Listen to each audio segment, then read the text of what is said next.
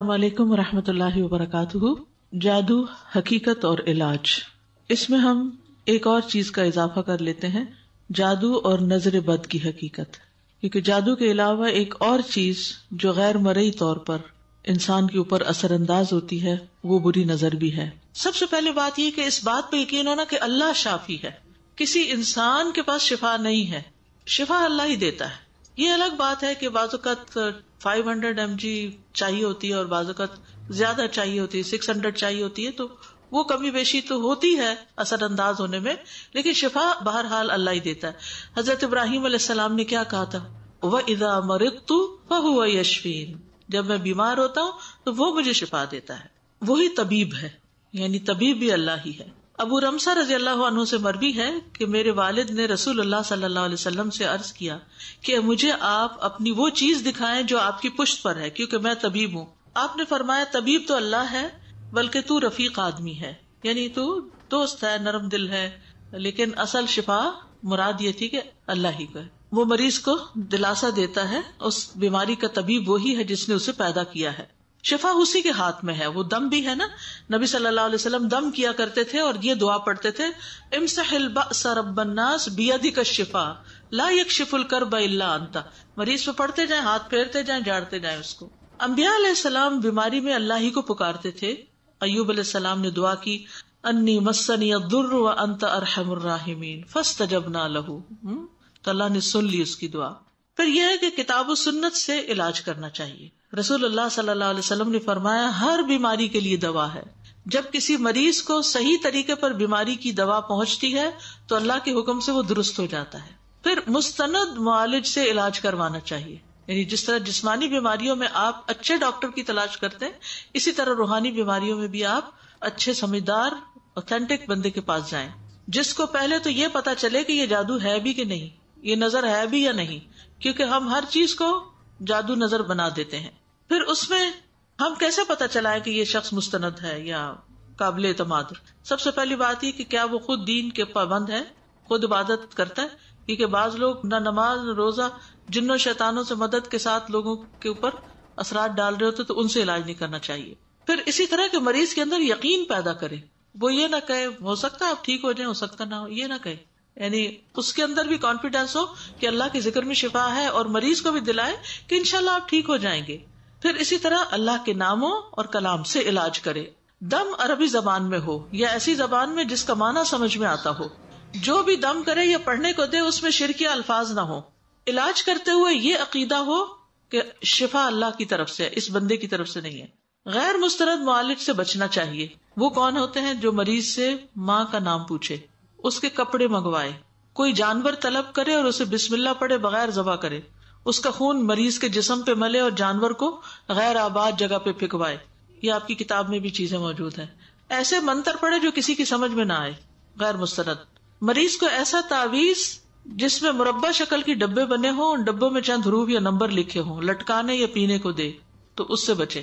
پکی ہوئی مٹی کی پلیٹ میں چند حروف لکھ دے اور کہے کہ اس کا پانی پیئے، لیکن اگر وہ آیات لکھ رہے تو پی سکتے ہیں، فرق ہے اس میں، ٹھیک ہے؟ حروف رینڈم لکھے ہوئے ادھر ادھر کے پتہ نہیں ملا کے کیا بنا رہے ہیں ان کو، وہ نہیں پیئے۔ اگر آیت لکھی ہے، سورۃ فاتحہ لکھی ہے، کچھ اور آیتیں لکھی ہیں۔ پھر اسی طرح مریض کو ایسا حکم دے کہ وہ لوگوں سے الگ تھلگ ہو کر ایک مدت تک کسی ایسے کمرے میں چلا جائے جہاں سورج کی روشنی نہ ہو، یا اسی قسم کے کچھ ٹوٹکے بتائے، یا مریض سے کہے کہ پانی کو ہاتھ نہ لگائے، کیونکہ شیاطین جو ہیں وہ طہارت کو پسند نہیں کرتے، تو شیطانوں سے علاج کروانے کے لیے پھر یہ کرتے ہیں۔ کچھ چیزیں زمین میں دفن کرنے کے لیے دے، کچھ ایسے کاغذ دے جنہیں جلا کر ان کے دھوئیں سے دھونی لینی ہو، یعنی کہتے ہیں نا جلاؤ اس کو اور اس کا دھواں لو، وہ بھی نہ ہو۔ پھر رقیہ علاج ہے۔ رقیہ کی 3 شرائط ہیں۔ رقیہ کے الفاظ شریعت کے مطابق ہوں، شرکیہ الفاظ نہ ہو۔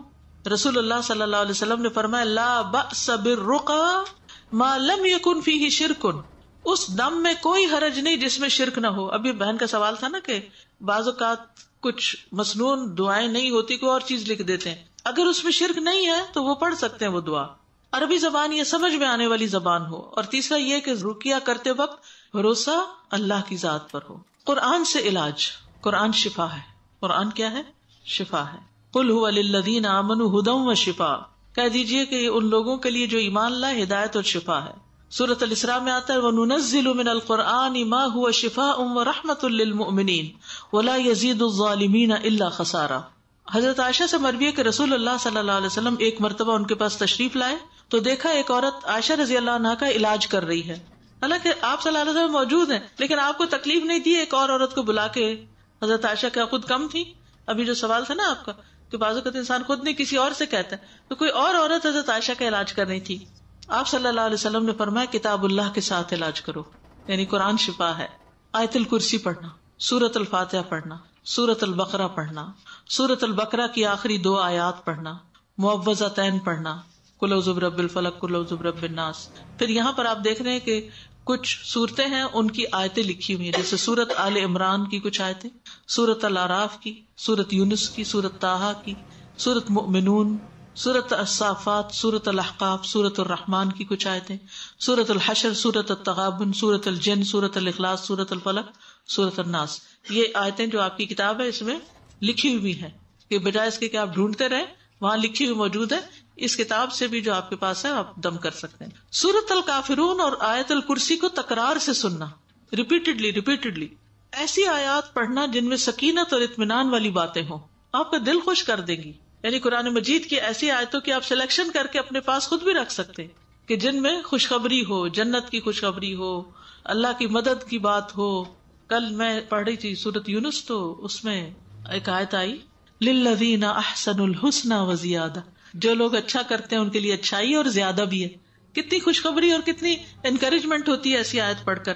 پھر اسی طرح سورۃ یونس کی آیت نمبر 62 ہے الا ان اولیاء اللہ لا خوف علیہم ولا هم يحزنون. سنو اللہ کے دوستوں کو نہ کوئی خوف ہے نہ وہ غمگین ہوں گے. کون ہے دوست؟ الذین آمنوا وکانوا یتقون لہم البشری فی الحیاۃ الدنیا, ان کے لیے دنیا کی زندگی میں خوشخبری ہے. کتنی انکریجنگ آیت ہے.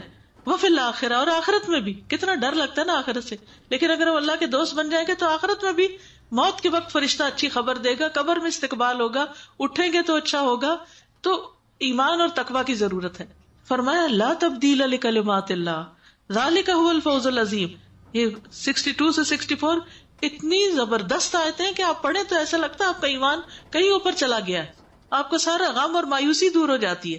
تو قرآن کا مطالعہ کرتے رہیں تو یہ چیزیں سامنے آتی رہتی ہیں. اور جو آیتیں کلک کریں ان کو الگ لکھ کے جب کبھی ڈپریشن ہو یا پریشانی ہو انہیں کو ریپیٹڈلی پڑھیں, تو یہ آپ کو خود بنایا ہوا دم ہو جائے گا. کوئی حرج نہیں. یعنی ضروری نہیں کہ جو کسی نے ہمارے لیے دم بنا دیا بس اسی کے ہم لکیر کے فقیر ہیں, وہ بھی اچھا ہے, وہ اس کا تجربہ ہے. لیکن جن چیزوں سے پڑھ کے آپ کا دل بڑا ہوتا ہے ان کو ریپیٹڈلی پڑھیں. ان الذین قالوا ربنا اللہ ثم استقاموا تتنزل علیہم الملائکۃ الا تخافوا ولا تحزنوا وابشروا بالجنۃ التی کنتم توعدون نحن اولیاؤکم فی الحیاۃ الدنیا. دنیا کی زندگی میں اپنی دوستی کی بات کر رہے ہیں کہ ہم تمہارے دوست ہیں دنیا کی زندگی میں. گھبرانے کی کیا ضرورت, تم اکیلے تھوڑی ہو. کتنا ایمان بڑھتا ہے. کئی دفعہ ایسا ہوتا ہے نا انسان خوفناک قسم کی خبریں سنتا رہتا ہے, کبھی دنیا میں کبھی کسی بیماری, اور میرے جیسے لوگ تو طرح طرح کے لوگ اپنے مسائل سناتے, اتنا کچھ اکٹھا ہو جاتا ہے بازو کا دماغ میں کہ انسان سوچتا ہے کہ یا رب عافیت میں ہی رکھنا. کیونکہ انسان مسلسل جب کسی کی تکلیف کی باتیں سنتا رہے تو دل متاثر ہوتا ہے بہرحال. تو اس میں آپ دیکھیے کہ پھر بہت لائکلی انسان کا مورائل ڈاؤن ہونے لگتا ہے. تو قرآن سے انسان مدد لے, قرآن شفا ہے. تو اس لیے بہت ضروری ہے کہ جو کسی کو ہیلپ کر رہے ہیں نا وہ پہلے خود بھی کچھ پڑھے. یعنی کبھی بھی ایسے اٹھ کے کسی کو دم نہ شروع کر دیں یا کسی کے مسئلے مسائل نہ سننے شروع کر دیں جب تک آپ کا ایک مضبوط کنیکشن قرآن کے ساتھ نہ ہو, ورنہ یہ چیزیں آپ کو نفسیاتی طور پہ گھیر لیں گی اور آپ کو ڈاؤن کر دیں گی. تو خود قرآن کے ساتھ جڑنا, یعنی ہر بندے کو ضرورت ہے, کوئی بیمار ہے یا نہیں, سب کو ضرورت ہے اس کی. پھر یاد رکھیے ہیڈ فون سے سننا زیادہ بہتر ہے. آپ تجربہ کر کے دیکھیے, یعنی جب آپ ایسی حالت میں ہوں اور ڈسٹریکشن بھی ہو, گھر والے شور مچا رہے ہیں, کوئی کچھ کر رہے ہیں, ضروری تو نہیں نا ہر وقت گھر میں سکون ہو, 100 کام ہوتے ہیں اور کچھ نہیں تو کوئی واشنگ مشین چل رہی ہے, کوئی ڈش واشر چل رہا ہے, وہ ڈسٹریکشن ہے, وہ آپ کے دل پہ پورا اثر نہیں. آدھی آواز قرآن کی آ رہی ہے, آدھی وہ 2-4 اور چیزوں کی آ رہی ہے, تو وہ مکسچر سے اندر جا رہا ہے, اثر نہیں ہو رہا. کیونکہ بعض اوقات ہم کہتے ہیں ہم نے بہت پڑھا ہے اثر نہیں ہو رہا. یہ بڑا جملہ میں نے سنا, بہت پڑھ لیا ہے, پڑھ کے تھک گئے, کچھ فائدہ نہیں. یہ نہیں سوچتے کہ پڑھنے کا طریقہ بھی ٹھیک تھا یا نہیں. تو اگر آپ اس وقت ہیڈ فون لگا کر سنیں تو آپ کی مکمل یکسوئی آپ ہوں گے اور کلام اللہ ہوگا, وہ دل میں زیادہ اترے گا. انشاءاللہ. دوسرے مسنون دعاؤں سے علاج، یعنی قرآن کے علاوہ مسنون دعاؤں سے، اور مسنون دعاؤں سے دم کرنا. حضرت عائشہ فرماتی ہے کہ رسول اللہ صلی اللہ علیہ وسلم نے مجھے حکم دیا کہ نظر بد لگ جانے پر دم کر لیا جائے. انس بن مالک سے دم کرنے کے بارے میں روایت ہے صحیح مسلم کی کہ انہوں نے کہا بخار، پہلو کے پھوڑے اور نظر بد میں دم کرنے کی اجازت دی گئی ہے، جیسے کینسر وغیرہ ہوتا ہے یا اور اسی طرح کی بیماریاں ہیں. جیسے حضرت اسما کو آپ نے دم کرنے کے لیے کہا بچوں کی کمزوری کی وجہ سے. پھر حفاظت کا دم، ابراہیم علیہ السلام اور نبی صلی اللہ علیہ وسلم کا دم. آپ حسن حسین رضی اللہ عنہما پہ پڑھا کرتے تھے خود، اعوذکما بکلمات اللہ التامات من کل شیطان وہامۃ وعین لامۃ، کہ اللہ ہر نظر بد سے بچائے. جبریل علیہ السلام دم کرتے تھے نبی صلی اللہ علیہ وسلم کو، حالانکہ آپ اللہ کے نبی تھے، آپ کا مرتبہ بڑا تھا، ٹھیک ہے نا. تو وہ کیا دم تھا؟ بسم اللہ یبریک ومن کل داء یشفیک ومن شر حاسد اذا حسد وشر کل ذی عین. اللہ کے نام سے آپ کو دم کرتا ہوں کہ وہ ہر بیماری سے آپ کو شفا دے، حاسد کے شر سے جب وہ حسد کرنے لگے، اور ہر نظر بد والے کے شر سے. پھر اسی طرح رسول اللہ صلی اللہ علیہ وسلم نے فرمایا، کیا میں تمہیں وہ کلمات نہ سکھاؤں جو مجھے روح الامین نے سکھائے ہیں، یعنی جبریل علیہ السلام نے سکھائے ہیں. کہیے اعوذ بکلمات اللہ التامات اللتی لا یجاوزہن بر ولا فاجر من شر ما ینزل من السماء وما یعرج فیہا ومن شر فتن اللیل والنہار ومن کل طارق الا طارقا یترک بخیر یا رحمان. اس کا دوسرا ورژن بھی ہے اور یہ بہت ہی زبردست دعا ہے. پیج 55 پہ ہے یہ دعا، ٹھیک ہے. پھر جسم کے کسی حصے میں تکلیف یا درد ہو، 3 دفعہ بسم اللہ بسم اللہ بسم اللہ پڑھے، اور پھر اعوذ باللہ وقدرتہ من شر ما اجد واحاذر. پھر شہادت کی انگلی کے ساتھ دم. حضرت عائشہ سے روایت ہے کہ جب کسی انسان کے کسی عضو میں کوئی تکلیف ہوتی یا پھوڑا یا زخم ہوتا تو نبی صلی اللہ علیہ وسلم اپنی انگلی اس پر اس طرح رکھتے، اور سفیان جو راوی ہیں انہوں نے اپنی شہادت کی انگلی زمین پر رکھی، پھر اسے اٹھا کر فرمایا بسم اللہ تربت اردنا بریقت بعدنا لیشفا بہی سقیمنا باذن ربنا. ٹھیک ہے، یعنی زمین پہ لگا کے ہلکی سی تھوک لگا کے زمین کی مٹی سے پھر اس کے اوپر لگا کے اس جگہ پر، یعنی مٹی کے اندر بھی ایسی تاثیر ہوتی ہے، مٹی کے اندر سے کیا کیا نہیں نکلتا. سوچئے مٹی جو ہے اس کے بہت اپنے فائدے، ہیلنگ پراپرٹیز ہیں اس کے اندر. اور اب تو کہتے ہیں نا بچوں کو مٹی میں چھوڑ دو تاکہ وہ اس میں لتڑے، تو وہ بھی ان کے لیے ان کے ٹاکسن سارے جو ہیں وہ نکلتے ہیں. شفا کی دعائیں پنک کلر کی ایک کتاب ہے بک سٹور میں، اردو انگلش دونوں میں ہے، تو وہ ساری دعائیں اکٹھی ہیں، الگ رکھی بھی ہوں، تو انشاءاللہ اس سے بھی پڑھ کے آپ فائدہ اٹھا سکتے ہیں. پھر اسی طرح یہ دعا بھی اذہب البأس رب الناس انت الطبیب وانت الشافی، یہ بھی دعا ہے. حضرت عائشہ پڑھتی تھی یہ جب رسول اللہ صلی اللہ علیہ وسلم مرض الوفات میں تھے تو نبی صلی اللہ علیہ وسلم کے سینے پہ ہاتھ رکھ کے یہ دعا پڑھی. یاد رکھیے جو دم کرنے والا نا وہ جسم پہ ہاتھ بھی پھیرے، تھپکے بھی، پھونکے بھی، یہ ساری چیزیں فائدہ دیتی ہیں. نمبر 3 طب نبوی سے علاج، ٹھیک ہے. پچھنے لگوانا، ہجامہ کرنا. حدیث میں ہے جس نے قمری مہینے کی 17، 19 اور 21 تاریخوں کو سینگی لگوائی اسے ہر بیماری سے شفا ہوگی. 17، 19 اور 21 ہجری کیلنڈر کے حساب سے یہ جو ہجامہ کراتے ہیں آپ. ایک اور حدیث میں صحیح بخاری کی، اگر تمہاری دواؤں میں کسی میں بھلائی ہے تو پچھنا لگوانے یا شہد پینے اور آگ سے داغنے میں ہے، اور اگر وہ مرض کے مطابق ہو، اور میں آگ سے داغنے کو پسند نہیں کرتا. نہار منہ پچنے کروانا زیادہ بہتر ہے اور اس میں شفا اور برکت ہے. ہجامہ جو ہے نا ارلی مارننگ کرانا چاہیے، خالی پیٹ، وہ زیادہ بہتر ہے. یہ عقل بڑھاتا ہے، حافظہ تیز کرتا ہے. بدھ، جمعہ، ہفتہ اور اتوار کے روز کی بجائے پیر اور منگل کو یا جمعرات کو ہجامہ کرانا زیادہ بہتر ہے. بدھ کے دن حضرت ایوب بیمار ہوئے تھے اور پھر منگل کو ٹھیک ہوئے تھے، سوار منگل کو ٹھیک ہوئے تھے. کلونجی جو ہے وہ ہر بیماری کے لیے شفا ہے، لیکن اس کا اندازہ ہونا بڑا ضروری ہے. یہ نہیں ایک چمچ ٹیبل سپون بھر کے کھائے اور آپ کہیں کہ کلونجی سے میری طبیعت خراب ہو گئی. تو اس کے لیے بھی طبیب ضروری ہے کہ وہ آپ کا مزاج دیکھ کے آپ کو ڈوز ریکمینڈ کرے.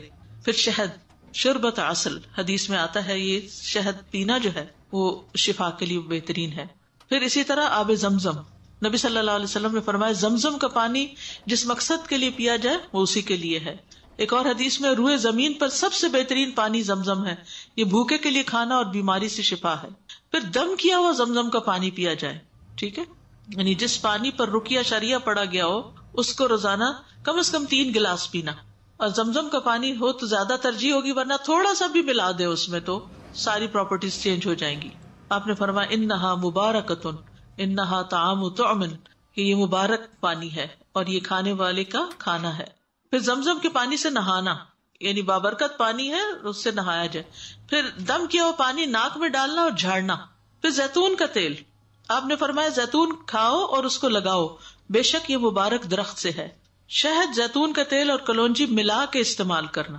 شہد، زیتون کا تیل اور کلونجی تینوں چیزوں کو ہم وزن مکس کر لیں اور پھر وہ جگہ پر لگائیں جہاں تکلیف وغیرہ ہو. زیتون کا تیل پینا، نبی صلی اللہ علیہ وسلم نے فرمایا زیتون کا تیل کھایا کرو اور اس سے تیل لگایا کرو کیونکہ وہ بابرکت درخت ہے. جسم پہ ملنا، اگر زیتون کی بوتل ایک لے کے تیل کی، اس کے اوپر رقیہ پڑھ کے رکھ لیا جائے اور پھر اس سے اگر مساج وغیرہ کیا جائے یا سر کو لگائیں، پیئیں، منہ کو لگائیں تو وہ بھی شفا کا باعث ہوتا ہے. تلبینہ، تلبینہ غم کو دور کرتا ہے، دلیے کی طرح ہوتا ہے. اجوا کھجور کھانا، 7 اجوا کھجوریں کھائیں، اگر نہ ہو تو کوئی بھی کھجور کھا لیں، کھجور بھی شفا کا ذریعہ ہے. سنا مکی، سنا مکی سنا نہیں ہوتا ہے، اب تو یہاں ٹی بھی ملتی ہے سنا کی، سنا لیوز جو ہوتے ہیں. صبح شام سنوت کا ایک چھوٹا چمچ کھانا. سنا اور سنوت 2 چیزیں ہیں. آپ نے فرمایا سنا مکی اور سنوت کو لازم پکڑو کیونکہ اس میں ہر بیماری کا علاج ہے سوائے سام کے. پوچھا گیا سام کیا ہے، فرمایا موت. سنا مکی لیوز ہوتے ہیں اس کے، ٹی پیئیں اس کی. جی ہاں، کلونجی کا بھی یہی حکم ہے کہ ہر بیماری سے شفا ہے. نمبر 4، کچھ اور مؤثر علاج ہیں جیسے بیری کے پتوں سے غسل کرنا. بیری کے سبز پتے لے کر انہیں سل پہ پیس لیں اور کسی بڑے برتن میں ان کے اوپر اتنا پانی ڈالیں جس سے غسل ہو سکے. پھر اس پر آیت الکرسی، سورت کافرون، اخلاص، فلق، ناس اور جادو سے متعلق آیات پڑھیں جو سورت الاعراف اور یونس اور سورت طٰہٰ کی ہیں، اور پھر اس میں سے کچھ پیئیں یا پلائیں مریض کو اور اس کے بعد نہلا بھی دیں. نظر لگنے پر غسل کرنا، اور خصوصاً پانی لے کے اس کا جس نے نظر لگائی ہو. حضرت عائشہ کہتی ہیں کہ نبی صلی اللہ علیہ وسلم کے زمانے میں نظر لگانے والے کو حکم دیا جاتا، وہ وضو کرتا، پھر اس پانی سے جسے نظر لگی ہوتی اسے غسل دیا جاتا. دم والے پانی کا چھڑکاؤ، یعنی اس کے چہرے پہ چھڑکیں، جسم پہ چھڑکیں، ہتھیلیوں پہ، سر، پاؤں، سینے پہ، گھر میں چھڑکیں. آیات لکھ کر پلائیں. جادو کا اثر زائل کرنا، یہ بھی ضروری ہوتا ہے. حتی الامکان جادو کی جگہ پتہ کرنے کی ضرورت ہوتی ہے. گھر کو صفائی کریں، ہر چیز جھاڑے پھٹکیں، اللہ سے دعا کریں. بعض اوقات خواب میں نظر آ جاتا ہے کہ کون سی جگہ کیا چیز دفن ہے، اور اس کو نکلوا کے تلف کریں. نبی صلی اللہ علیہ وسلم نے ایسا ہی کیا تھا. اسی طرح اپنے جسم سے لگی ہوئی چیزیں جب الگ ہو تو ان کو بھی حفاظت سے تلف کریں، جیسے ناخن کاٹ کے. بال جو ہوتے ہیں ان کو اس طرح پھینکے کہ کسی کو پتہ نہ ہو، کسی پانی میں ڈال دیں، زمین میں دبا دیں، کچھ کر دیں. پھر پیریڈز کے جو پیڈز وغیرہ ہیں ان کو تلف کریں یا دھوئیں یا جو بھی. پھر اسی طرح بچے کی پیدائش کے وقت جو علائشیں باہر نکلتی ہیں، جسم سے نکلی ہوئی جو چیزیں ہیں نا ان کو پراپر تلف کرنا چاہیے. پھر یہ یاد رکھیں کہ غیر شرعی طریقے اختیار نہ کریں علاج کے، جیسے حرام میں شفا نہیں. جادو کا علاج جادو سے کرنے کی ممانعت ہے. غیر شرعی جھاڑ پھنکار سے علاج کروانے میں ممانعت ہے. جابر رضی اللہ عنہ سے نشرہ کے بارے میں پوچھا گیا تو آپ نے فرمایا کہ یہ شیطانی عمل ہے. نشرہ جن یا جادو اتارنے کے لیے شرکیہ اور جاہلانہ منتر پڑھنا پڑھوانا ہوتا ہے جو حرام اور ناجائز ہے. وہ جو حدیث آتی ہے نا کہ میری امت کے 70,000 لوگ جنت میں داخل ہوں گے بلا حساب، یہ وہ لوگ ہیں جو نہ جھاڑ پھونک کرواتے ہیں نہ پال لیتے ہیں بلکہ اپنے رب پہ بھروسہ کرتے ہیں. تو اس میں بعض علماء کہتے ہیں کہ یہ اس سے مراد نشرہ ہے، یعنی کہ شرکیہ قسم کے دم وغیرہ نہیں کرتے. کاہنوں اور نجومیوں کے پاس جانے کی ممانعت ہے، جو جائے گا اس کی 40 رات کی نماز قبول نہیں ہوگی. پھر اسی طرح ایسے تعویذوں سے بچنا کہ جو معلوم نہیں کیا لکھا ہوا ان کے اوپر. جادو کے علاج کے لیے علم نجوم سیکھنے سے بچنا چاہیے. ہر طرح کا جادو سیکھنا منع ہے. جنات سے خدمت لینا جائز ہے لیکن اگر حرام طریقہ ہو یا حرام کام ہو تو وہ نہیں. جنات غیب کا علم نہیں رکھتے. جنات گھروں میں داخل ہو سکتے ہیں. جنات انسان کو تنگ کر سکتے ہیں، انسانوں پہ اثر انداز ہوتے ہیں. دم توکل علی اللہ کے خلاف نہیں ہے. دم پر اجرت لینا جائز ہے لیکن فکس نہیں کرنی چاہیے. یعنی کوئی اگر اپنا وقت لگا رہا ہے اور سارا دن اسی کام میں مصروف ہے پھر گلے میں نہ لٹکائیں چیزیں. حفاظتی تدابیر جادو اور دیگر شرور سے بچنے کا ذریعہ ہے، اور جادو واقع ہونے کے بعد اس کا علاج بھی ہے. یعنی دونوں چیزیں ہیں. اگر تکلیف نہیں آئی اور پہلے پڑھ رہے ہیں تو بچاؤ ہوگا اور اس کے بعد وہ علاج ہو جائے گا. سب سے پہلے تو یہ ہے کہ اخلاص اور اتباع. اخلاص کا کیا مطلب ہے کہ اللہ کا بندہ بن جانا، توحید کو پکا کرنا. کیونکہ اللہ سبحانہ وتعالیٰ نے فرمایا انہ لیس لہ سلطان علی الذین آمنوا وعلی ربہم یتوکلون. شیطان کا بس زور چلتا ہی نہیں ان پر جو ایمان لاتے ہیں اور اپنے رب پہ توکل کرتے ہیں. جو رب پہ توکل کرتے ہیں تو شیطان ان سے ہار جاتا ہے. انما سلطانہ علی الذین یتولونہ والذین هم بہ مشرکون.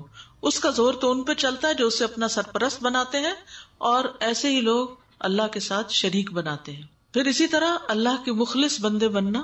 شیطان نے خود کہا تھا قال رب بما اغویتنی لأزینن لهم فی الارض ولأغوینہم اجمعین الا عبادک منہم المخلصین. اس نے کہا اے میرے رب چونکہ تو نے مجھے گمراہ کیا میں ضرور ہی ان کے لیے زمین میں مزین کروں گا اور ہر صورت میں ان سب کو گمراہ کر دوں گا مگر ان میں سے تیرے وہ بندے جو خالص کیے ہوئے ہیں ان پہ میرا زور نہیں چلے گا. فرمایا یہ راستہ ہے جو مجھ تک سیدھا ہے, بے شک میرے بندے تیرا ان پر کوئی غلبہ نہیں مگر جو گمراہوں میں سے تیرے پیچھے چلے. تو شیطان کی پیروی سے یا شیطان کے بتائے ہوئے راستوں پہ چلنے سے شیطان کا انسان پہ غالب آنا آسان ہوتا ہے. پھر اسی طرح یہ ہے کہ زندگی کے راستوں پر شیطان بیٹھا ہوا ہے نا اور وہ دعوت دیتا ہے ادھر آ جاؤ ادھر آ جاؤ, تو اس پر کیا کرنا چاہیے؟ اللہ کے راستے کی پیروی کرنی چاہیے. جیسے کہ حدیث میں بھی آتا ہے نا کہ آپ صلی اللہ علیہ وسلم نے یہی آیت تلاوت فرمائی. ایک موقع پہ دائیں بائیں کچھ لکیریں کھینچ کر بتایا کہ مختلف راستے ہیں جن میں سے ہر راستے پر شیطان بیٹھا ہے اور اس پہ چلنے کی دعوت دیتا ہے. کوئی بھی کام آپ کرنے لگتے ہیں تو اس میں دونوں ہی چیزیں ہوتی ہیں, اچھا راستہ اور اچھا طریقہ بھی ہوتا ہے اور برا راستہ اور برا طریقہ بھی ہوتا ہے. تو بہرحال پھر آپ صلی اللہ علیہ وسلم نے آیت تلاوت فرمائی یہ میرا سیدھا راستہ ہے سو اس کی پیروی کرو اور دوسرے راستوں کے پیچھے نہ پڑو ورنہ تم اللہ کے راستے سے بھٹک جاؤ گے. توحید کے ذریعے اندر کی طہارت ہوتی ہے, دل کی, یعنی شرک سے پاک ہو جاتا ہے. شرک گندگی یا نجاست ہے. اور پھر ظاہری طہارت. گندگی اور نجاست بہت بڑا رول پلے کرتے ہیں شیطانوں کو دعوت دینے کے لیے. کسی بھی گھر میں شیطانوں کا مسکن ٹوائلٹ کے اندر ہوتا ہے, گندگی پسند کرتے ہیں. تو اگر ان سے بچنا ہے تو پاک صاف رہنے کی عادت ڈالیے نجاستوں سے, اور بچوں کو بھی پاک صاف رکھیے. اب آپ دیکھیے کہ حال کیا ہو گیا ہے, ایک نیپی لگتی ہے اور اس میں وہ پتہ نہیں کتنی بار پیشاب کرتے ہیں اور وہ نجاست ان کے ساتھ لگی ہی رہتی ہے. بعض اوقات پوٹی بھی کر دیتے ہیں اور مائیں اپنے کاموں میں لگی رہتی ہیں, ہوتی نہیں ہے اور وہ گندگی میں لتھڑے رہتے ہیں. ایک تو ان کو صاف رہنے کی عادت ہی نہیں ہوتی. بڑے بڑے بچے ہو جاتے ہیں ٹوائلٹ ٹرین نہیں ہوتے. یہ ماؤں کا کتنا بڑا ظلم ہے بچوں کے اوپر نا, کہ اپنی سہولت کے لیے انہوں نے بچوں کی زندگیاں خراب کر دی. پھر جو ہی بڑے ہوتے ہیں تو وہ ماں باپ کی بات نہیں مانتے, تو پھر اس پہ وہ ناراض ہوتے ہیں کہ بچے بات نہیں سنتے. ہم نے بچوں کی کیا خدمت کی, ان کو گندگیوں میں پالا اور مسلسل گندگی میں رکھا, تو بچپن سے ہی انہیں شیطانوں کے گھیرے میں دے دیا. یعنی ان کا ٹوائلٹ ان کے ساتھ ہی لگا ہوا ہے. تو ٹھیک ہے, میں نہیں کہتی کہ آپ نیپی اتار دیں یا نیپی کے بغیر ہی سب کچھ چلے گا, لیکن اس کو بھی مینٹین کریں, سارا وقت نہ لگائیں. بچے کو کھلا رکھ کر بھی اسے ٹوائلٹ ٹرین کرنے کی رسپانسبلٹی لیں. صرف اپنے آرام کو نہ دیکھیں اور صرف موبائل کے ساتھ ہی نہ کھیلتے رہیں, بچے کے ساتھ بھی کھیلنا سیکھیں. تو طہارت اور صفائی جو ہے یہ شیطانوں کو بگاتی ہے اور گندگی شیطانوں کو لاتی ہے. تو جادو کے اثر سے بھی بچنے کے لیے بہت ضروری ہے کہ انسان اپنے آپ کو پاک صاف رکھے. اب دیکھیے کہ بعض لوگ دنوں نہیں نہاتے, بعض لوگ کپڑے بدلتے نہیں یا بدلتے ہوئے اپنے پسینے کو صاف نہیں کرتے, اور ان سے اتنی وحشتناک بو آتی ہے کہ انسان کا دماغ چکرانے لگتا ہے. یہ شیطانوں کو اٹریکٹ کرنے, بیماریوں کو دعوت دینے کا بہت بڑا ذریعہ ہے. ٹھیک ہے انسان کو اپنے جسم کی بو سے نفرت نہیں ہوتی اور وہ اس کو اگنور کر دیتا ہے, لیکن یہ بھی تو سوچنا چاہیے نا وہ دوسروں کے لیے کتنی اذیت کا باعث. پھر انڈر آرم, انڈر لیگ صفائی نہ کرنا, اور وہ جو بال بڑھ جاتے ہیں وہ گندگی کو اپنے اندر جمع کر کے رکھتے ہیں. اس میں اگر آپ ڈیوڈرنٹ لگا بھی لیں تو اندر کی اسمیل نہیں جاتی, تو اس کی بھی کوئی روٹین سیٹ کرنی چاہیے کہ ویکلی 2 ہفتوں کے بعد, مہینے کے اندر, کیونکہ 40 ڈیز سے اوپر تو آپ جا ہی نہیں سکتے. اسی طرح ناخنوں کی صفائی, ناخنوں کو کاٹ کے رکھنا, منہ کی صفائی, کپڑوں کی صفائی, گھر کی صفائی, ٹوائلٹس کی صفائی, ان ساری چیزوں کی صفائی کو مینٹین رکھنا جو ہے وہ بہت ضروری ہے. پھر اسی طرح آپ دیکھیے کہ نبی صلی اللہ علیہ وسلم نے ایک موقع پہ فرمایا کہ شیطان تم میں سے ہر آدمی کی گردن پر جب وہ سو جاتا ہے 3 گرہیں لگاتا ہے, ہر ایک گرہ پر پھونک مارتا ہے کہ ابھی رات بڑی لمبی ہے. وہ سو جاتا ہے, ٹھیک ہے, تو جب وہ بیدار ہوتا ہے اور اللہ کا ذکر کرتا ہے, اٹھتے ہی کیا پڑھتا ہے, آنکھیں ملتے ہوئے الحمدللہ الذی احیانا بعد ما اماتنا والیہ النشور. تو ایک گرہ کھل جاتی. وضو کرتا ہے, دوسری کھل جاتی. نماز پڑھتا ہے, ساری گرہیں کھل جاتی. شیطان کے بندھن سے آزاد ہو جاتا ہے. اور یہ ہر رات ہوتا ہے, ہر رات ہوتا ہے کہ یہ گرہیں لگتی ہیں. اب جو لوگ نماز ہی نہیں پڑھتے, صبح اٹھ کے وضو ہی نہیں کرتے, تو پھر کتنی گروہ کا شکار ہو جائیں گے، کیسے کیسے شیطان جکڑیں گے ان کو، کس طرح. پھر صحیح بخاری کی ایک روایت میں ناک جھاڑنے کے متعلق آتی، فرمایا جب کوئی نیند سے بیدار ہو اور وضو کرے تو 3 مرتبہ ناک میں پانی ڈال کر جھاڑے، کیونکہ شیطان اس کی ناک کے بانسے میں رات گزارتا ہے. ناک کو اندر سے خوب اچھی طرح انسان صاف کرے. تیسری چیز ہے عبادات کی پابندی، کیونکہ اللہ سبحانہ وتعالیٰ نے بے وجہ ہی 5 نمازیں فرض نہیں کی. اس کا مقصد ہے، رمضان کے روزوں کا کچھ مقصد ہے، قرآن کی تلاوت کا کچھ مقصد ہے، اذکار کا کچھ مقصد ہے. حدیث میں آتا ہے نبی صلی اللہ علیہ وسلم نے ابن عباس سے فرمایا تھا، احفظ اللہ یحفظک، احفظ اللہ تجدہ تجاہک، اللہ کی حفاظت کرو یعنی اللہ کے احکامات کی حفاظت کرو، اللہ تمہاری حفاظت کرے گا. تو اللہ تعالیٰ کے احکامات کی حفاظت کیا ہے؟ اس کے حکم ماننا، نماز پڑھنا، جس فرض کو ادا کرنے کا اس نے حکم دیا ہے اس کو ادا کرنا. اللہ کی حفاظت کرو تم اسے اپنے سامنے پاؤ گے. نبی صلی اللہ علیہ وسلم نے فرمایا جان بوجھ کر فرض نماز مت چھوڑا کرو، اس لیے کہ جو شخص جان بوجھ کے چھوڑ دیتا ہے اس سے اللہ کی ذمہ داری ختم ہو جاتی ہے، وہ اپنے آپ کو خود پیش کر دیتا ہے پھر مسائل کے لیے. خصوصاً فجر کی نماز، آپ صلی اللہ علیہ وسلم نے فرمایا جس آدمی نے صبح کی نماز پڑھی وہ اللہ عز و جل کی ذمہ داری میں ہے کہ اللہ اس کی حفاظت کرے. پھر اشراق پڑھنا، نبی صلی اللہ علیہ وسلم فرماتے ہیں، اللہ عز و جل فرماتے ہیں کہ اے ابن آدم تو دن کے پہلے حصے میں میری رضا کے لیے 4 رکعتیں پڑھ لیا کر، میں دن کے آخری حصے تک تیری کفایت کروں گا، تیرے سارے کام کروں گا. 4 رکعتیں اس وقت کی. میں سمجھتی ہوں کہ وہ بہت رش کا وقت ہوتا ہے اور بچوں کو تیار، خصوصاً جن کے چھوٹے بچے ہوتے ہیں یا ڈیوٹی پہ جانے والے گھر کے لوگ ہوتے ہیں، ان کے لیے ناشتہ تیار کرنا، لنچ تیار کرنا، بہت سی چیزیں چل رہی ہوتی ہیں. لیکن انسان اگر دیکھے تو 6-7 منٹ ہی لگتے ہیں، چلے زیادہ 8 منٹ، 2 منٹ میں 1 رکعت، تو 4 منٹ میں 2 رکعتیں کر کے 8 سے 10 سے تو اوپر لگتے ہی نہیں. تو اگر انسان اپنے اٹھنے کی روٹین کو 10 منٹ پہلے کر لے، مثلا اگر آپ 5:30 اٹھتے ہیں تو 5:20 اٹھ جائیں، وہ 10 منٹ رکھ لیں اس کام کے لیے. کیونکہ آپ نے روز دیکھا ہوگا، غور کیا ہوگا، یعنی ایک روٹین میں جب چلتے ہیں تو مخصوص اوقات پر آپ کے کام ختم ہو رہے ہوتے ہیں. اس وقت دیکھتے ہیں یہ کام ختم ہو گیا، گھڑی پہ دیکھتے ہیں تو وہی ٹائم ہو رہا ہوتا ہے. تو وہ 10 منٹ آپ نکال لیں ان 4 رکعتوں کے لیے، وہ ہر روز کے لیے آپ کے لیے کافی ہو جائیں گے. چاشت ہوتا ہے ذرا لیٹ پڑھنا، دھوپ چڑھ جائے تو، ہوتی ہے ایک ہی نماز ہے. اول وقت پڑھیں گے یعنی سورج نکلنے کے 15-20 منٹ بعد پڑھیں گے تو وہ اشراق ہوگی، اور اگر آپ ذرا تاخیر سے پڑھیں گے تو وہ چاشت ہوگی. نمبر 4، ذکر اذکار کی پابندی کرنا، حفاظت کی دعائیں پڑھنا. ذکر شیطانی حملوں سے بچانے کا محفوظ قلعہ ہے. اذکار ایک طرح کی زرہ ہے، یعنی صبح شام کے اذکار زرہ کے قائم مقام. زرہ کہتے ہیں جو دشمن کے وار سے بچاتی. ابن قیم کہتے ہیں جیسے جیسے اس کی موٹائی زیادہ ہوگی ویسے ویسے اس کو پہننے والا متاثر نہیں ہوگا، بلکہ اس زرہ کی طاقت یہاں تک پہنچ جائے گی کہ تیر چلانے والے کو خود ہی واپس جا کے لگے گا. وہ جیسے بال باؤنس ہوتا ہے نا، تو وہ جو تیر جائے گا اس میں تو واپس اسی کو آ کے لگے گا جس نے پھینکا، وہ بندہ محفوظ رہے گا. ابن عثیمین کہتے ہیں صبح شام کے اذکار حفاظت میں یاجوج ماجوج کی دیوار سے بھی زیادہ مضبوط ہے، بشرطے کہ کہنے والا ان کو شعور سے پڑھے. ہم بعض اوقات آٹو پہ آ جاتے ہیں، بس وہ ادھر ادھر کام کر رہے ہوتے ہیں اور وہ زبان چل رہی ہوتی ہے، تو اگر شعور سے پڑھیں گے تو انشاءاللہ بہت زیادہ حفاظت کا ذریعہ بنیں گے. ایاک نستعین کتاب آپ کے پاس ہوگی، ان میں صبح شام کے اذکار موجود ہیں. پھر اذکار میں کوتاہی کی وجہ سے شیطانی حملے ہوتے ہیں. مثلاً آپ نے فرمایا کہ جو شخص 3 بار یہ دعا پڑھے، بسم اللہ الذی لا یضر مع اسمہ شیء فی الارض ولا فی السماء وهو السمیع العلیم، اسے صبح کے وقت پڑھے تو شام تک، اور شام کے وقت پڑھے تو صبح تک کوئی ناگہانی مصیبت نہیں پہنچے گی، کوئی اچانک آنے والی آفت اس پر نہیں آئے گی جو یہ دعا پڑھ لے. لیکن کیا ہوتا ہے، شیطان بلوا دیتا ہے، کوتاہی کرتے ہیں، اور نتیجہ کیا ہوتا ہے کہ پھر پڑھنے سے رہ جاتا ہے. چوٹ لگے تو یاد آتا اوہ آج تو میں نے یہ دعا ہی نہیں پڑھی تھی. پھر اسی طرح ابو بکر صدیق رضی اللہ عنہ نے عرض کیا، اے اللہ کے رسول مجھے کچھ ایسے کلمات کا حکم دیجئے جنہیں میں صبح کروں اور شام کروں تو کہہ لیا کروں. آپ نے فرمایا پڑھو اللہم فاطر السماوات والارض عالم الغیب والشہادۃ رب کل شیء وملیکہ اشہد ان لا الہ الا انت اعوذ بک من شر نفسی وشر الشیطان وشرکہ، یا شرکہ دونوں طرح پڑھا جاتا ہے. شرک کا مطلب جال ہے اور شرک کا مطلب اس کا شرک ہے. پھر اسی طرح 100 دفعہ لا الہ الا اللہ وحدہ لا شریک لہ لہ الملک ولہ الحمد وہو علی کل شیء قدیر.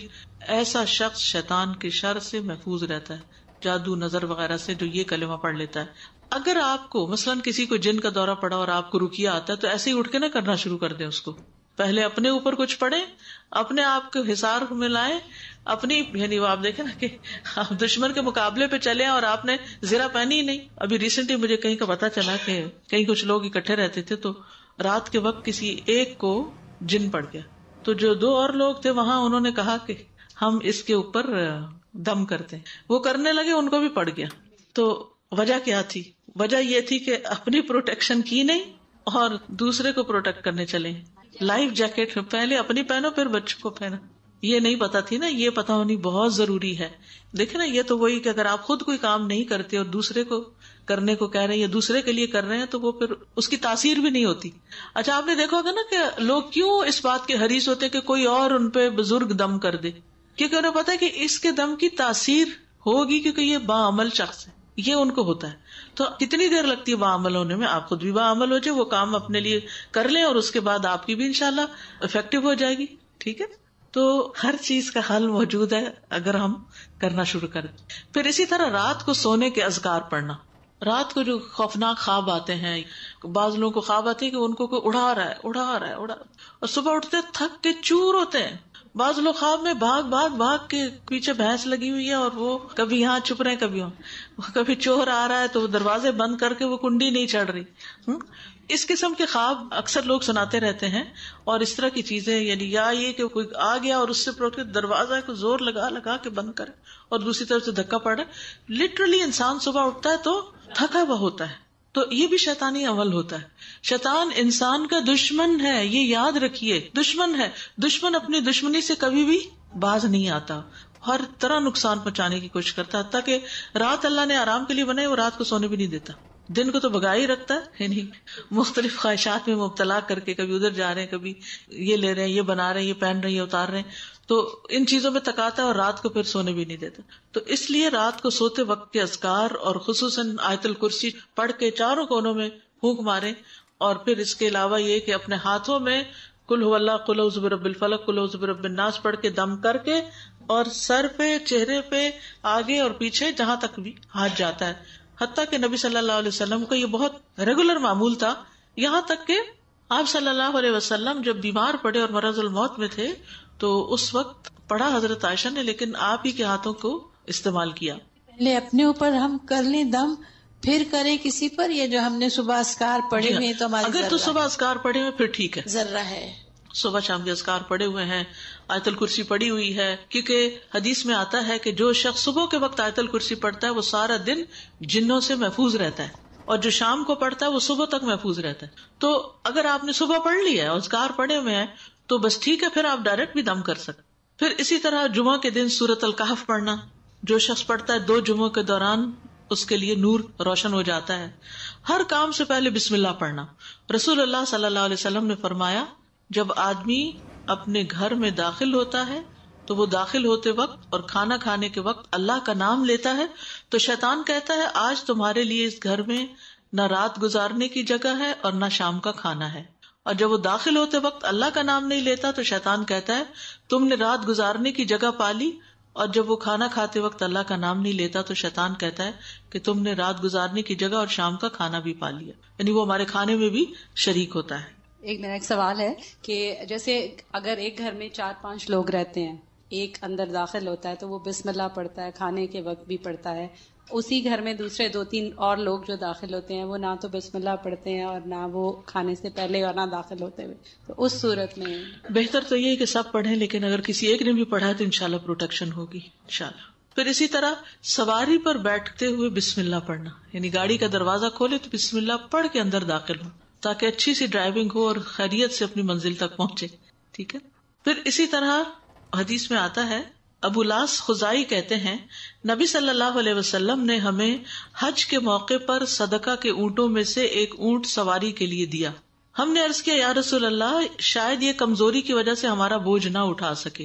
نبی صلی اللہ علیہ وسلم نے فرمایا، ہر اونٹ کے کوہان پر ایک شیطان ہوتا ہے، ہر اونٹ کے کوہان پر ایک شیطان ہوتا ہے. جب تم اس پر سوار ہونے لگو تو اللہ کا نام لے کر سوار ہو جیسا کہ تمہیں حکم دیا گیا ہے، پھر اسے اپنے قابو میں کر لو، اللہ تعالیٰ اسے سواری کے قابل بنا دے گا، یعنی اس کا شر دور ہو جائے گا. اس زمانے میں ظاہر گاڑی تو نہیں تھی، لیکن سواری اگر ہم اس کو لیں، اور دیکھیں سواری کا بھی شر ہوتا ہے نا، کبھی راستے میں رک جائے، اور کئی مسائل ہو سکتے ہیں، تو اس میں بھی بسم اللہ پڑھ کر داخل ہوں. پھر اسی طرح شوہر بیوی کا جو تعلق ہوتا ہے اس میں بھی دعا پڑھنی چاہیے، اور وہ دعا ہے بسم اللہ اللہم جنبنا الشیطان وجنب الشیطان ما رزقتنا. کتنی خوبصورت دعا ہے.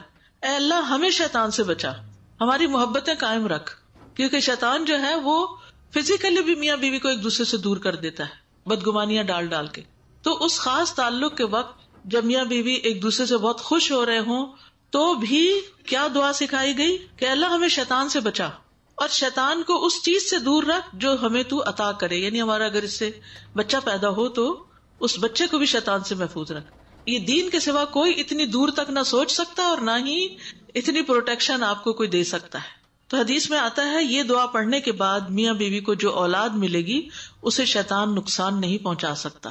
تب آپ دیکھیے انسان کی حفاظت تو پیدائش سے پہلے شروع ہو جاتی ہے. تو یہ بھی بہت ضروری ہے. لیکن عموماً لوگ ٹوائلٹ جاتے ہوئے ہم بستری سے پہلے دعائیں پڑھنا بھول جاتے ہیں، یا پھر یہ کہ یاد ہی نہیں ہوتی، یا اس کا اہتمام ہی نہیں کرتے، یا پتہ ہی نہیں، معلوم ہی نہیں. ہم شادی کی تیاریاں مہینوں کرتے ہیں، جان مال کھپاتے ہیں اس پر، لیکن یہ علم نہیں دیتے بچوں کو شادی سے پہلے کہ جو ان کے لیے پروٹیکشن کا باعث ہو. اب ان کے پاس سب کچھ ہوتا ہے، گھر بھی ہوتا ہے، گاڑی بھی ہوتی ہے، سب کچھ ہوتا ہے، لیکن سکون نہیں ہوتا. تو کسی اور کا قصور نہیں، اپنا ہی قصور ہے کہ اللہ سے مدد نہیں مانگی. 5ویں چیز معوذات پڑھنا، یعنی ہر وقت اللہ تعالیٰ کی پناہ لیتے رہنا. بیت الخلاء جاتے وقت اللہم انی اعوذ بک من الخبث والخبائث، میں اللہ کی پناہ چاہتا ہوں ناپاک جنوں اور ناپاک جننیوں سے، جن کا ٹھکانہ وہ ایسی جگہ ہوتی ہے. غصے کے وقت تعوذ پڑھنا، غصے کے وقت، ورنہ انسان اس کے بعد کیا ہوتا ہے زبان کھول لیتا ہے تو وہ اور گالی گلوچ شروع ہو جاتی ہے، اور وہ جب دوسروں کے اوپر پڑتی ہے تو ان کے دل کا حال کیا ہوتا ہے، اور پھر ان کے اندر کیسی نفرتیں پلتی ہیں، اور خود انسان کو کتنا بڑا نقصان ہو جاتا ہے جب ناروا طور پر کسی کے ساتھ زیادتی کرتا ہے. تو غصے کے وقت اعوذ باللہ من الشیطان الرجیم پڑھنا، اگر خود یاد نہ اور کوئی یاد کرا دے تو اس پہ مزید غصہ کرنے کی بجائے ہوش میں آ کے انسان تعوذ پڑھ لے.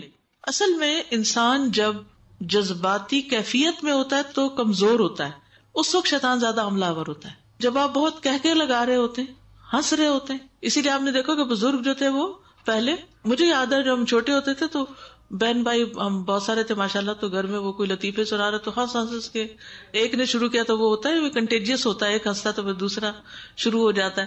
تو ہمیں ہماری نانی منع کرتی تھی اتنا نہیں ہنستے، تو ہم کہتے تھے ہنستے کیوں نہیں، اس میں کیا برائی. اسی طرح جب انسان بہت غم کی حالت میں تو اور بہت رو رہا ہوتا ہے اس سے بھی کمزور ہوتا ہے، شیطان حملہ آور ہوتا ہے.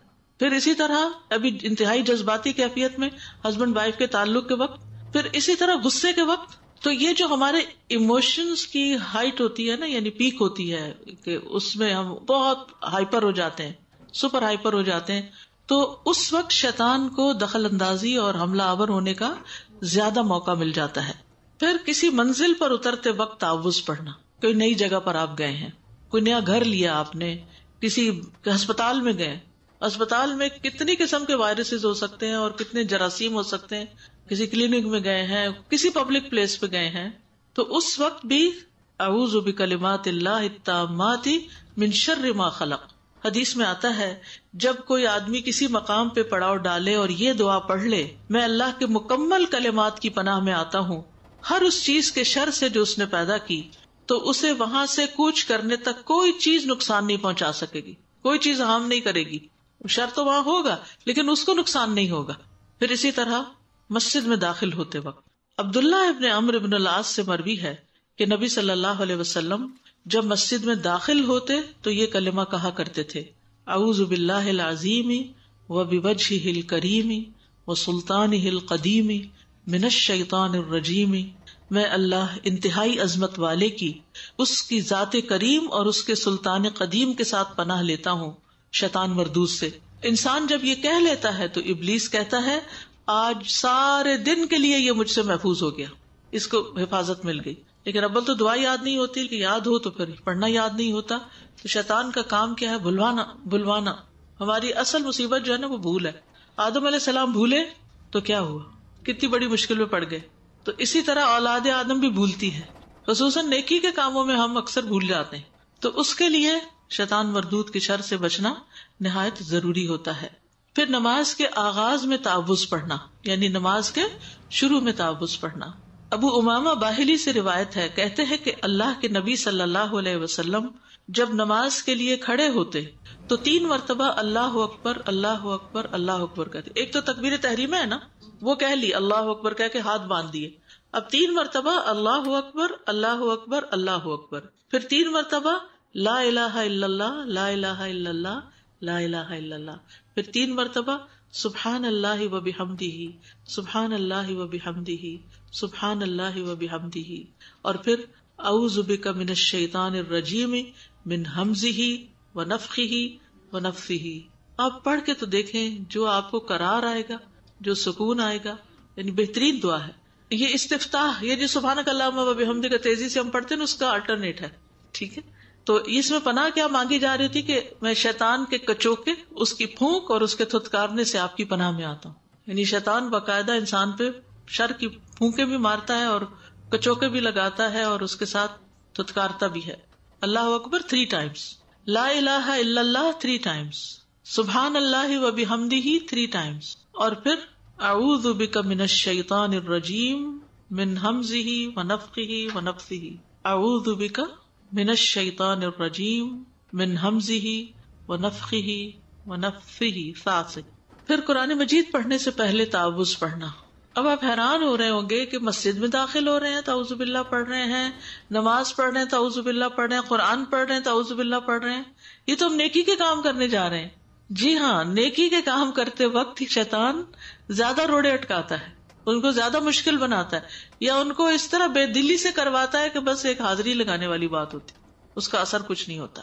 فَإِذَا قَرَأْتَ الْقُرْآنَ فَاسْتَعِذْ بِاللَّهِ مِنَ الشَّيْطَانِ الرَّجِيمِ، سورۃ النحل کی 98 آیت ہے. پھر جب آپ قرآن پڑھنے لگیں تو شیطان مردود سے اللہ کی پناہ مانگ لیا کریں. پھر برا خواب دیکھنے پر تعوذ پڑھنا.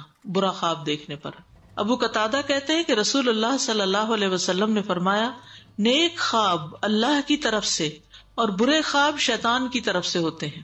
پس جو ایسا خواب دیکھے جس میں کوئی ناگوار چیز ہو تو اپنے بائیں طرف تھتکار دے اور شیطان سے اللہ کی پناہ مانگے. ایسا کرنے سے وہ خواب کوئی نقصان نہ پہنچائے گا اور کسی کو یہ خواب نہ بتائے.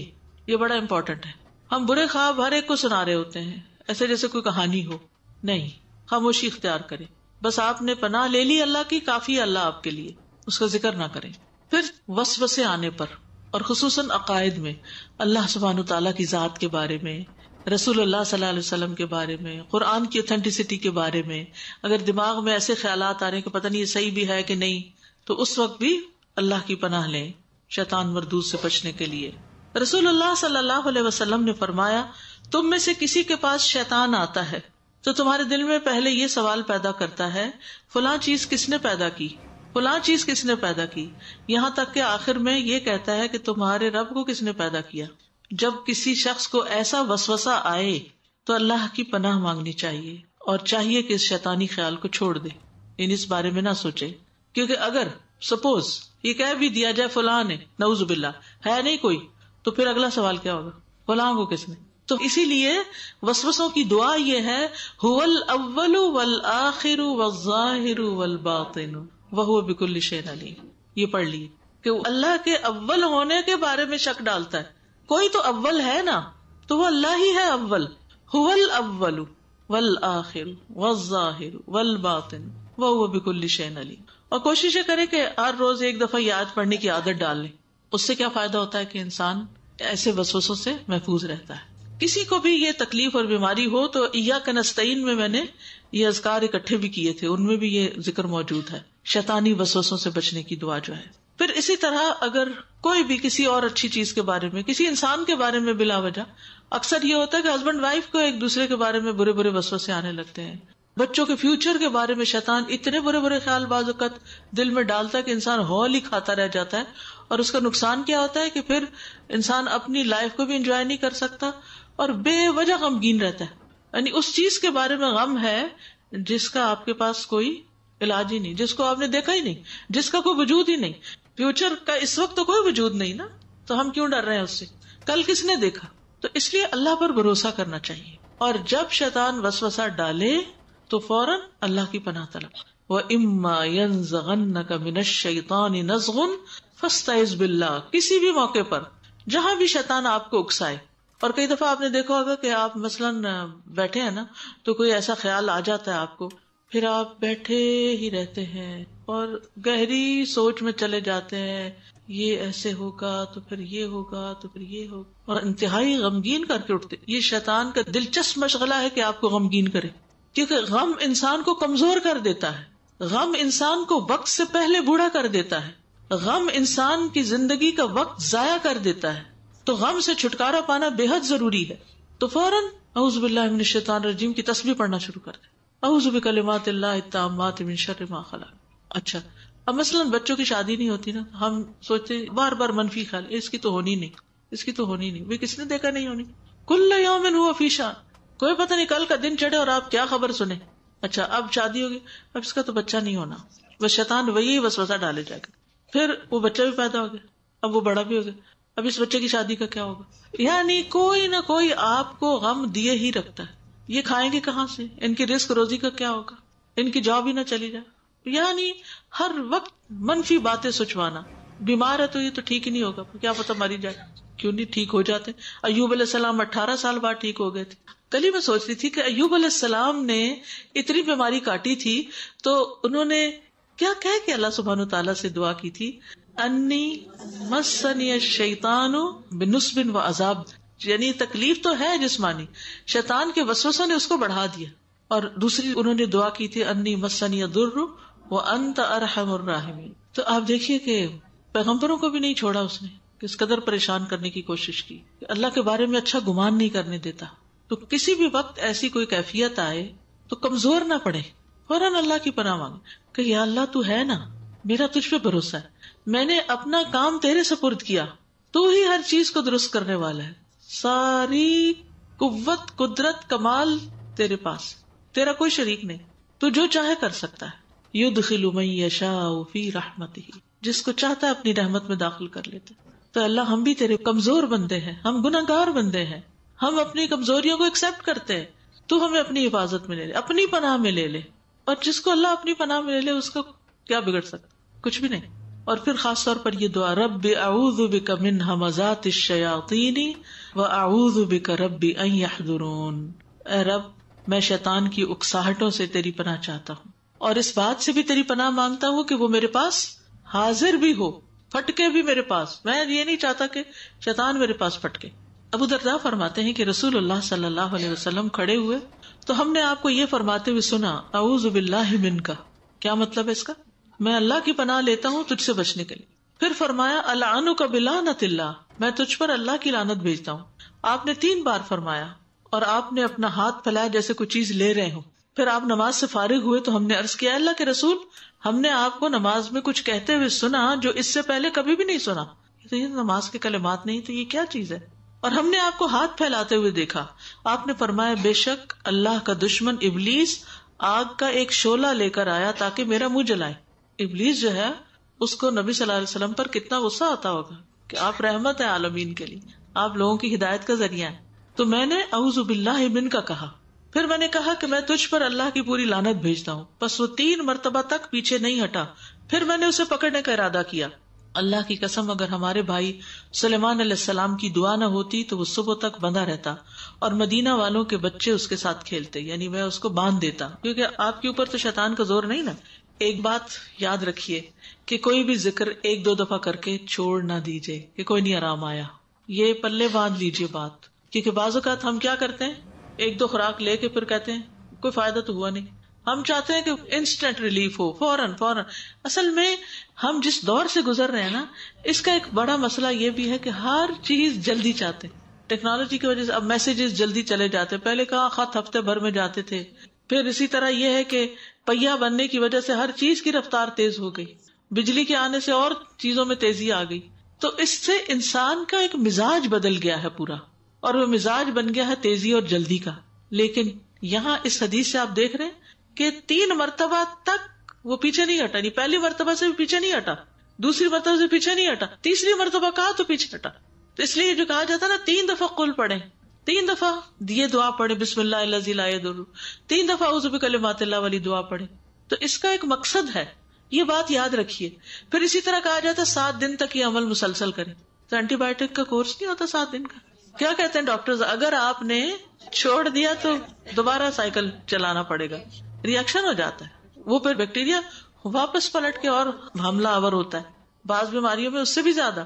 تو اس لیے بہت ضروری ہے کہ اللہ نہ کرے کہ کسی کو کوئی ایسی تکلیف ہو تو اس میں مسلسل علاج کرے, بعض اوقات 40 دن تک بھی چلتا ہے, ٹھیک ہے. اور کچھ چیزیں تو زندگی بھر ساتھ رہنی چاہیے. السلام علیکم استاذہ, جو نبی پاک صلی اللہ علیہ وسلم نے فرمایا کہ اگر سلیمان علیہ السلام کی دعا نہ ہوتی تو میں اسے باندھ دیتا, تو اس کو ذرا ایکسپلین کر دیجیے گا. وہ اس طرح ہے کہ سلیمان علیہ السلام نے جنات سے کام لیے تھے, وہ ان کے لیے محرابیں بناتے, عمارتیں بناتے, سمندر میں غوطہ لگاتے, اور یہ کام آسان نہیں ہوتا. جنوں کو قابو رکھ کے ان سے کام لینا اور ان کو کنٹرول میں رکھنا, یہ اللہ نے خاص صلاحیت دی تھی ان کو. انہوں نے کہا کہ میرے بعد یہ کسی کے پاس نہ ہو, کیونکہ انہوں نے اپنے تجربے سے کہا ہوگا کہ یہ ایک بہت بڑا فتنہ ہے یا آزمائش ہے یا ایک امتحان ہے.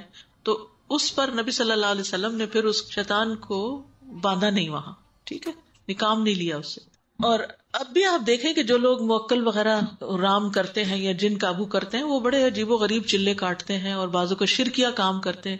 جیسے کل بھی میں نے عرض کیا تھا نا کہ وہ ان سے شرکیہ باتیں بلواتے ہیں یا ان سے غلط کام کرواتے ہیں, پھر ان کی بات مانتے ہیں, ٹھیک.